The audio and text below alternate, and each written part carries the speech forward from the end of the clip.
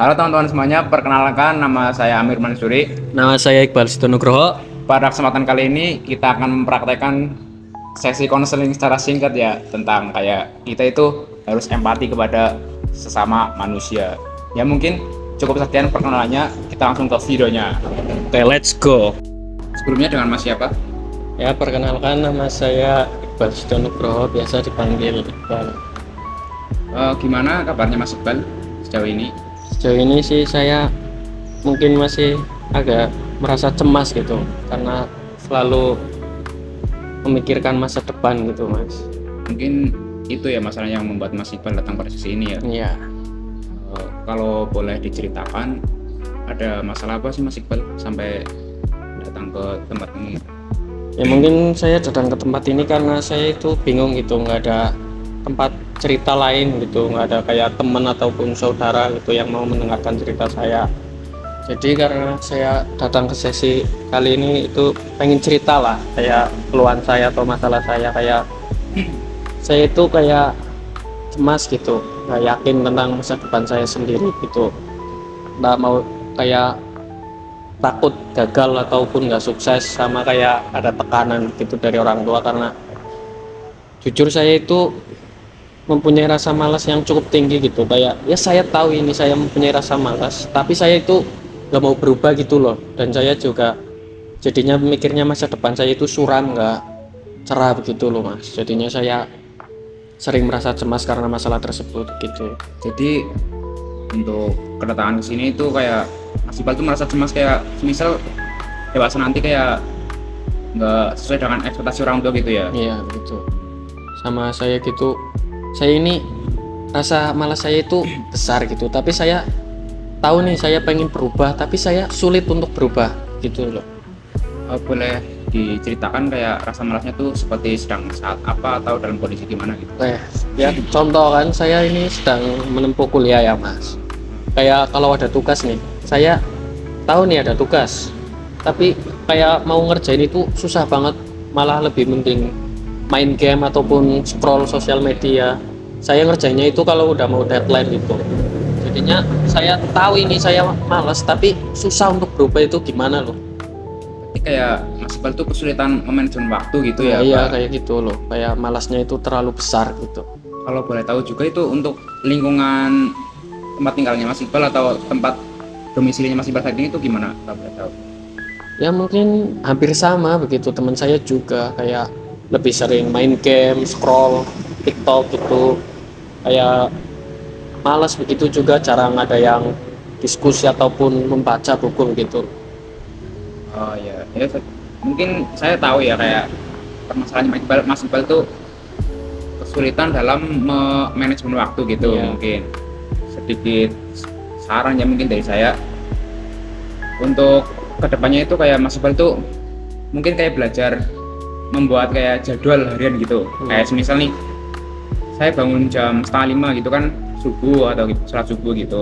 Nah setelah itu kayak membuat jadwal lagi kayak semisal Mas pagi itu kayak mau olahraga atau jogging atau gimana gitu dibuat. Nah setelah itu kayak untuk jadwal belajarnya pun mungkin boleh ditulis waktu yang tepat atau waktu yang luang itu gimana, lebih kayak manajemen waktu lagi lah, kayak belajar waktunya main-main gitu, dan waktunya kayak makan atau refreshing gitu kan. Kayak manusia kan mungkin butuh kayak refreshing lah, kayak yang selalu belajar supaya pinter gitu ya, mungkin Nah, itu sih. saya sempat terapkan, tapi itu nggak berhasil loh. Apa memang karena diri saya ini memang nggak berguna apa gimana gitu loh, kayak saya udah terapkan tapi tetap susah itu loh buat ngelakuin hal tersebut. Kayak lebih mending kayak rasa mager, malas itu kayak udah nyaman di diri saya begitu loh, Mas. Oh iya, saya mungkin merasakan lah pada posisi itu gitu.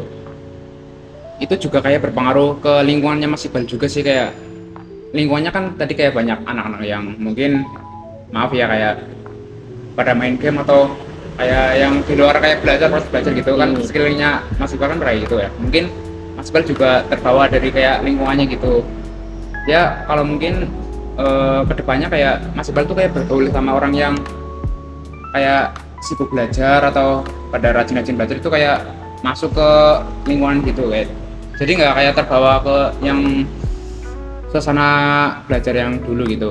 Nah, pertanyaan saya itu susah gitu loh kalau untuk kayak gabung ke masuk lah kayak lingkungan orang lain, kayak punya rasa malu gitu, takut nggak asik gitu loh. Oh iya, iya paham. Jadi mungkin kayak sedikit saran lagi dari saya ya. Kayak mungkin Mas Iqbal kalau boleh tahu ada kayak punya teman atau kenalan yang mungkin bisa dilihat dari latar belakangnya tuh kayak orangnya itu sregep itu kayak bahasa Indonesia apa ya, kayak rajin. Nah, ya kayak rajin belajar itu mungkin ada teman atau Ada sih, ada. Nah, Tapi mungkin nggak banyak gitu loh. ya mungkin dari satu teman itu mungkin kayak bisa dibilang satu teman. Nah, kayak Mas Iqbal tuh kayak masuk ke atau belajar kepada orang yang itu tuh, jadi kayak mungkin orang itu kan kayak punya lingkungannya lebih efektif lah ya dibanding yang kayak Mas Iqbal yang sekarang tempat tinggalnya gitu. Nah, dari teman itu tuh mungkin kayak nanti banyak juga relasi dari teman-teman itu tuh Mas Iqbal jadi ikut ke bawah gitu mungkin.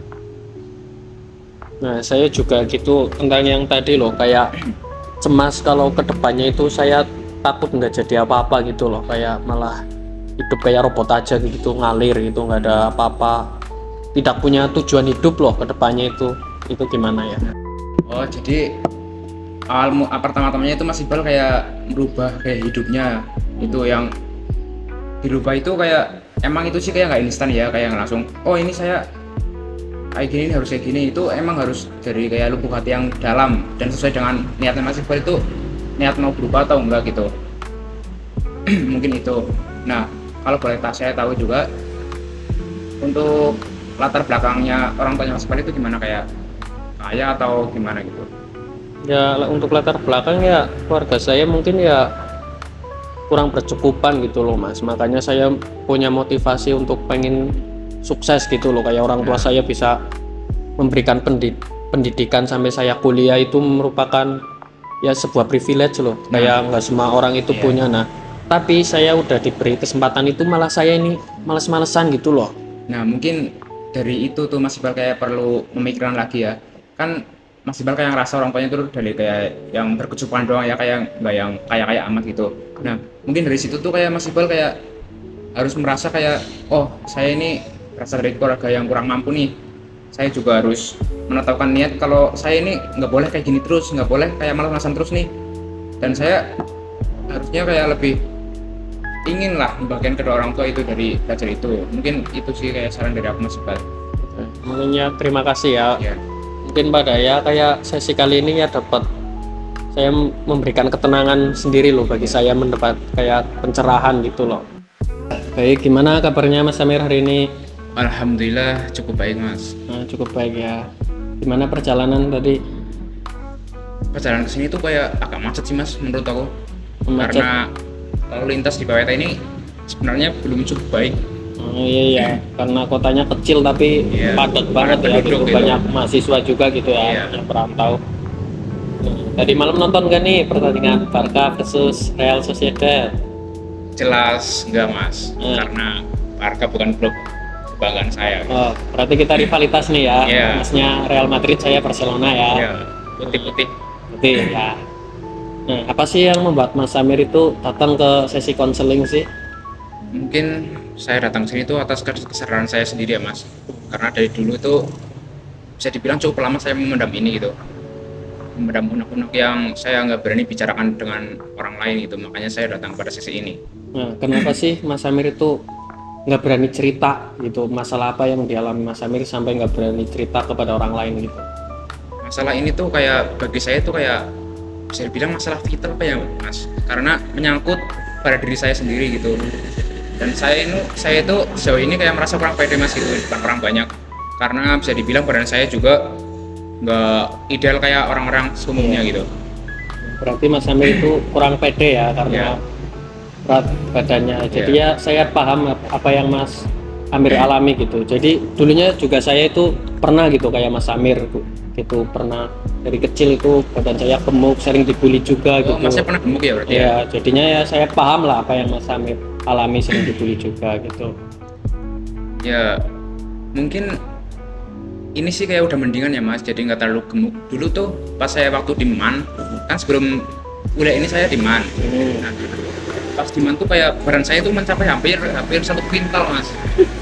Nah mungkin dari berat badan saya yang mungkin sudah melampaui kayak tidak pada umumnya ya mas. Nah, karena sudah ya saya lihat sih 95 lebih lah, lebih sedikit gitu. Nah dari situ tuh saya mulai belajar, karena pada saat berat badan saya mencapai itu tuh jadi kayak saya merasa kurang percaya diri, karena pada saat di hadapan orang tuh kayak orang-orang tuh kayak memandang, ih apa sih itu, kayak banget gitu. Nah dari kayak penglihatan orang-orang tuh saya jadi mikir ya, dan penglihatan orang tuh kayak bisa dibilang kayak mungkin kayak nggak ngejudge secara ucapan ya. Jadi kayak dari penglihatan tuh kayak terlihat bahwa kayak wah itu gemuk banget. Nah Oh kayak dari gitu. tatapannya seakan-akan membuli gitu Nah, ya, iya, kayak makanya. "Ih, apa sih gitu kan. Iya makanya dari itu saya kayak merasa jadi kurang percaya diri, walaupun sekarang saya ini kayak mungkin bisa dibilang sih masih gemuk ya, cuman udah turun kayak 10 kilo sih kayaknya ada mas gitu. Udah diet lah begitu. Iya. Jadi kalau menurut saya ya, saya mungkin sedikit memberikan saran ya. Ya saran saya sih kayak jangan terlalu fokus pada fisiknya gitu. Jadi kayak fisik itu bukan kayak semua kemampuan dari diri kita loh.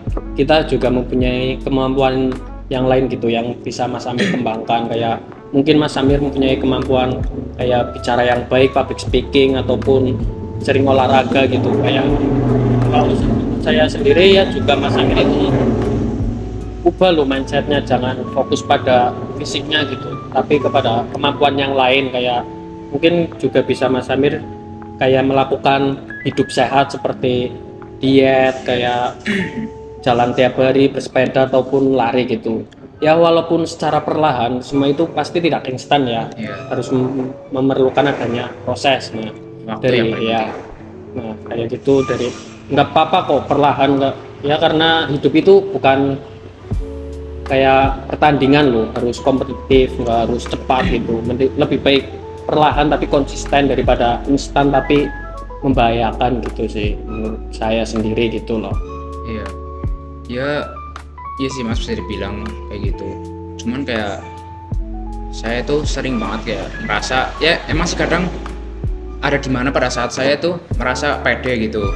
Nah, tapi kebanyakan itu saya merasa kurang pede pada saat itu.